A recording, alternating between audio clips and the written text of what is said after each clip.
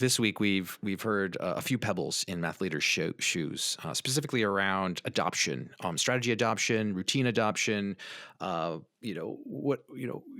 Coaching methods that your coaches are getting into classrooms. Or they're doing professional development sessions. They've thought about, these are the things we want to highlight this year. This is what we've heard from some of the districts that we've met with briefly, but also some of the districts that we support on an ongoing basis.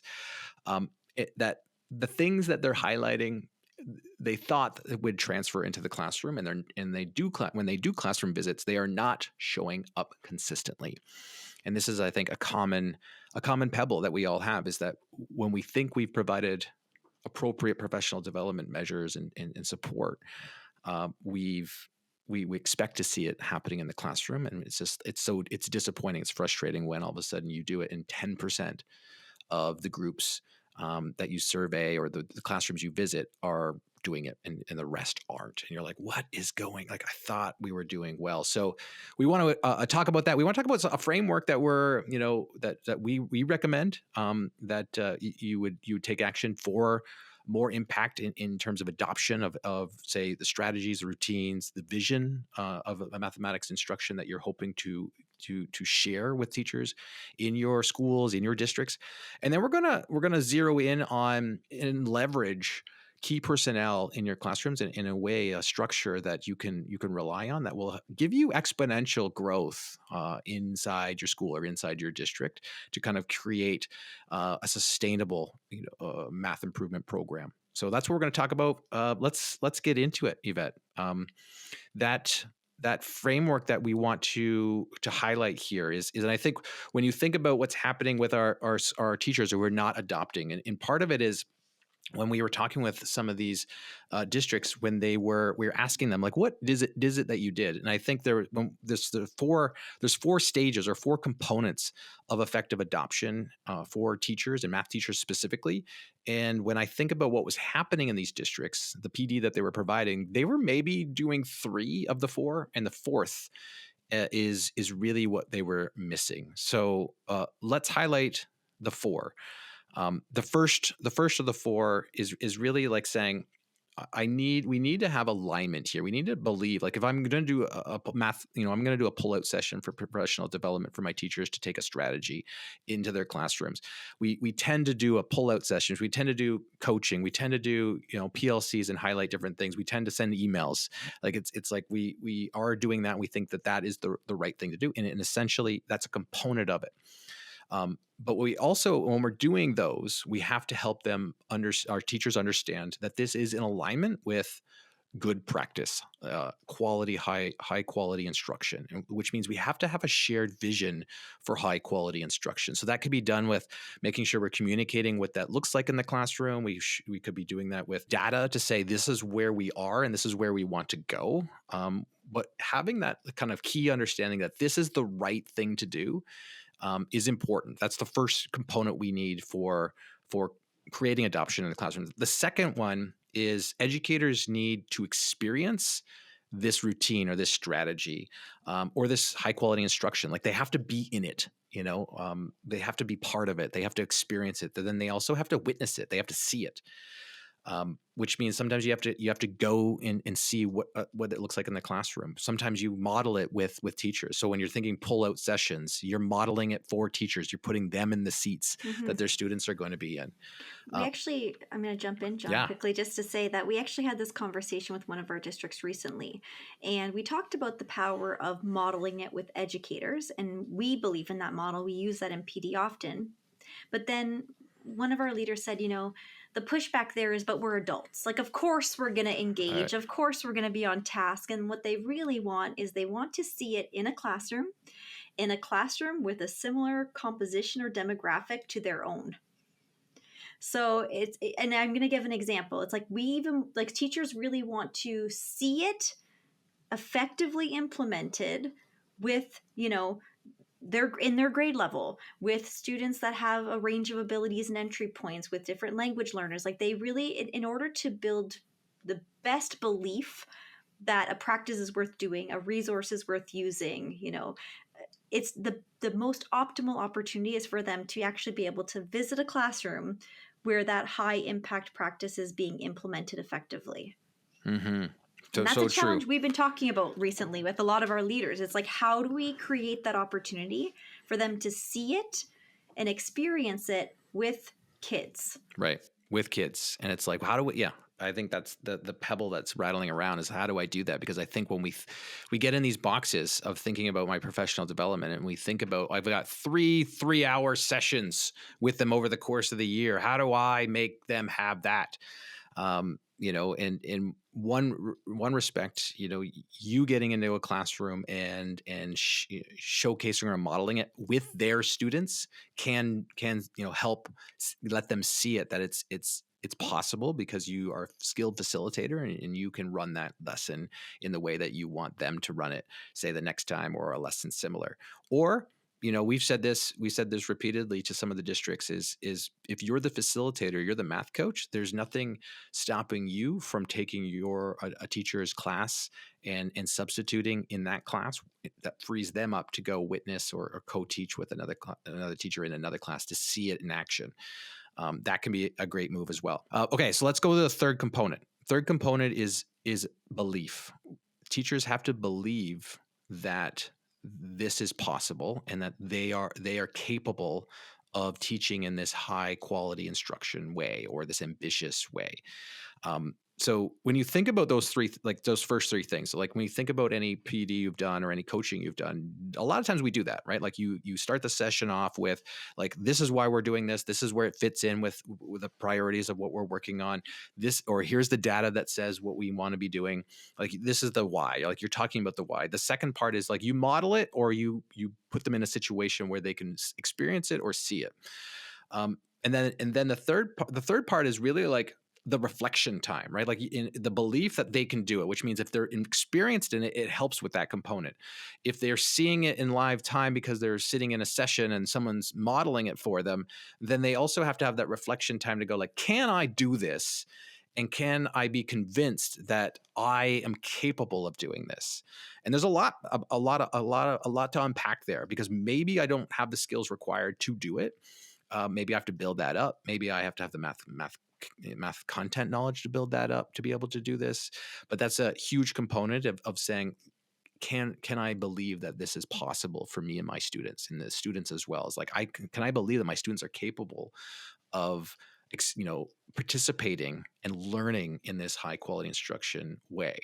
So that's the three. I think we tend to hit on those three when we think we're doing professional development. So when I reflect back to some of these districts that we were talking with, a lot of time they were doing it. Like they would say, like, we had these 3-hour sessions and we gave them the necessary skills. We modeled it. We talked about the why. We gave them think time. We gave them planning time in those sessions. But then when we were walking through, we weren't seeing it.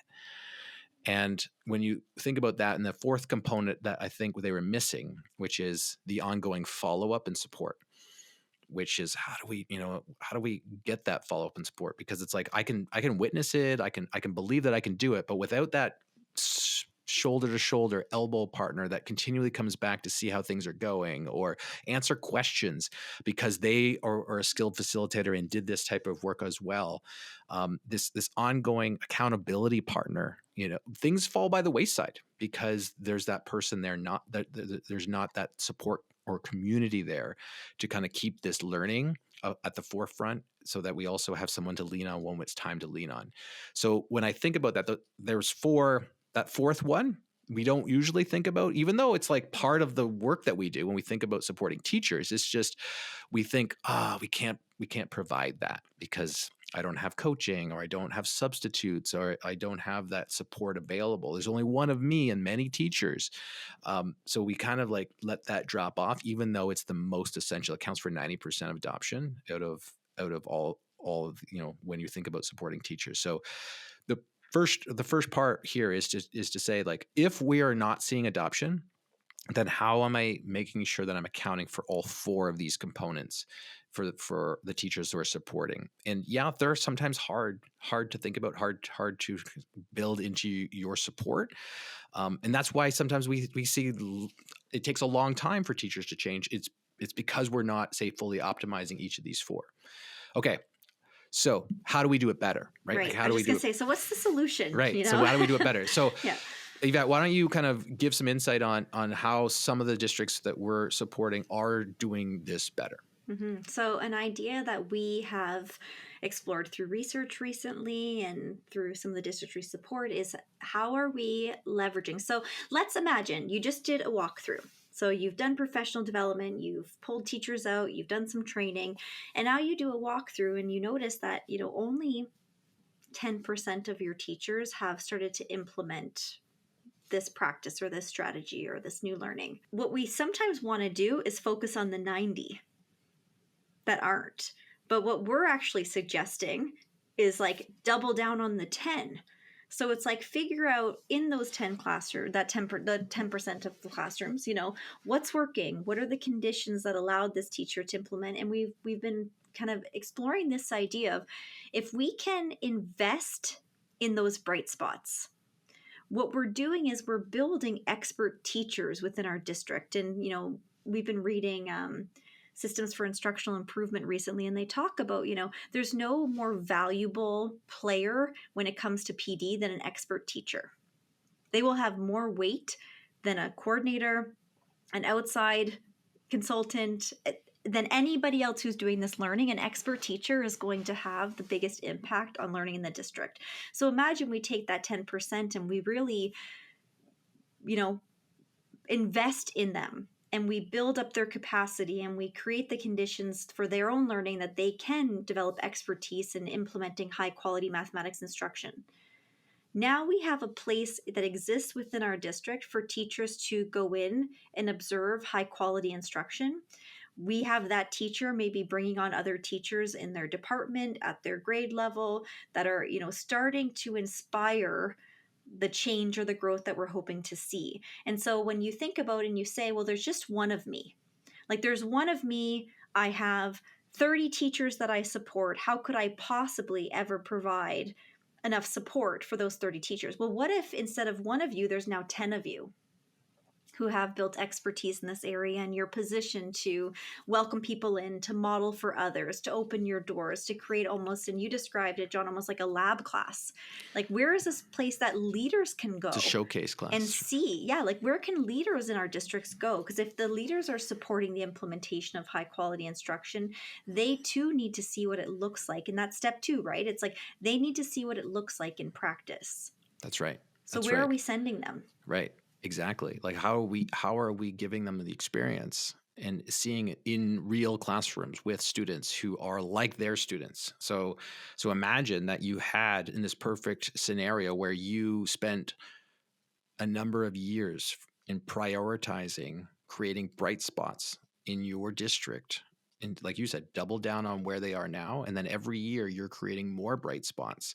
And eventually, let's imagine you had 1-2 bright spots per grade level across the district, so that any new teacher that comes in automatically, is going to have a number of visits to one of those bright spot classrooms and observe, but also say have a debrief time with that teacher to ask questions, because now you're hitting all 4 of these components, right? Like you're hitting the community aspect where I have someone to kind of like nudge or bump elbows with around in maybe in my grade level around what that math class could look like, which then goes to the number 1, which is like, do we have a shared vision? Like we have this shared understanding, like this is the right move and I can see it in action, because that's number 2. It's like, I see it, I can experience it.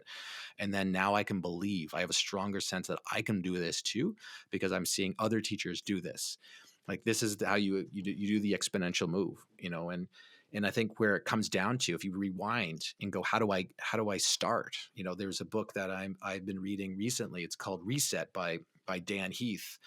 And he's got 2 aspects of this that fit perfectly with what, we've been, talking about with districts. And it's kind of like reaffirming some of the work that we've been doing and some of the work that our districts have been doing, which is, he has a phrase called go to Gemba, which is like Toyota had a phrase about like when they started to, learn how to fix things, because the book Reset is about like how to get unstuck. And go to Gemba was a phrase Toyota was kind of obsessed with, and they would use it to say like, we're going to fix this. We're going to go to Gemba, which means go to the work. And another way to say it, I think, was go to where value is created. And in a way, if you're creating bright spots, you're going to the work, you're going to where the work that you want to replicate is, and then you're investing in that work and you're understanding what's required to create more of that. Because great leaders are going to create leaders, so we have to go to work, go to the work to see where those bright spots are. But then the second part, he actually says, he calls out, like, if you're going to effectively get unstuck, is go and find your bright spots. Like, it's in the book. He uses the term bright spots, which is go study the bright spots and then figure out how to leverage the bright spots.